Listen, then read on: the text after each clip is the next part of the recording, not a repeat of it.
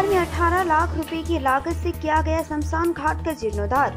कुचबिहार की जनता से किया हुआ वादा राजेश तंत्री निभाते हुए शमशान घाट का जीर्णोद्धार करवाया। तूफानगंज एक पंचायत समिति के उपाध्यक्ष राजेश तंत्री ने शमशान घाट का नवीनीकरण और आधुनिकीकरण किया, जो लंबे समय से खराब स्थिति में था। उल्लेखनीय है कि तूफानगंज एक ब्लॉक की मारूगंज ग्राम पंचायत में घरघरिया नदी के तट पर बना शमशान घाट लंबे समय से खराब पड़ा हुआ है।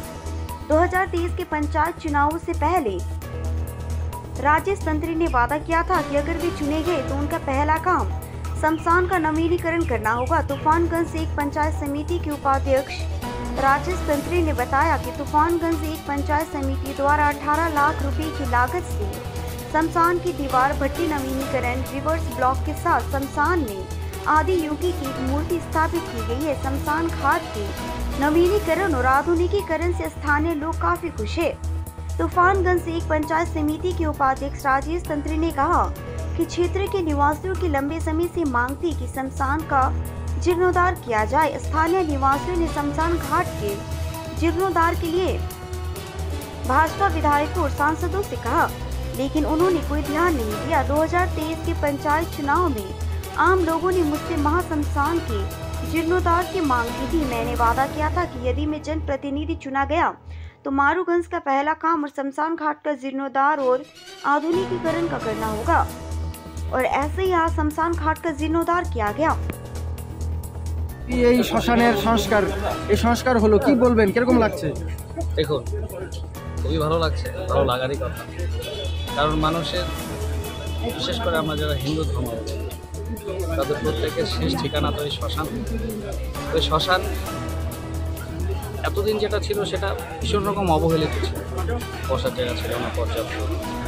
মানুষজনের যারা আসতেন শ্মশান যাত্রী হিসেবে তাদের প্রচুর কষ্ট। আজকে রাজেশ তন্ত্রের উদ্যোগে এবং ওর এক ঐকান্তিক প্রচেষ্টায় আমরা এই শ্মশানের যে সংস্কার এবং সৌন্দর্যায়ন করে করতে পেরেছি, তার জন্য মারুগঞ্জবাসী হিসেবে আমি গর্বিত এবং রাজেশ তন্ত্র মহাশয়কে এই সংস্কারের জন্য অসংখ্য ধন্যবাদ। আপনার নাম? জয়ন্ত চক্রবর্তী। কি নাম আপনার? জয়ন্ত চক্রবর্তী, স্থানীয় বাসিন্দা। প্রতি আমাদের সম্মান প্রদর্শন করতে হবে।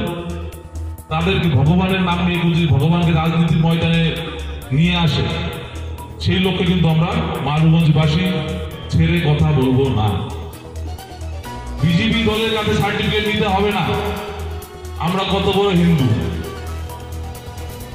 বিজেপি 2021-এ 2019-এ এই অঞ্চল থেকে তারা জিতেছিল, লিড পেয়েছিল। তাদের এমপি, তাদের বিধায়ক নির্বাচিত হয়েছিল, মারুগঞ্জবাসী ভোট দিয়েছিল।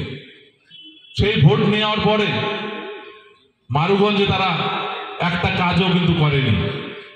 তারা হিন্দু হিন্দু করে। তারা মারুগঞ্জের হিন্দু সমাজের জন্য কি করেছেন সেই প্রশ্নটা কিন্তু আপনারা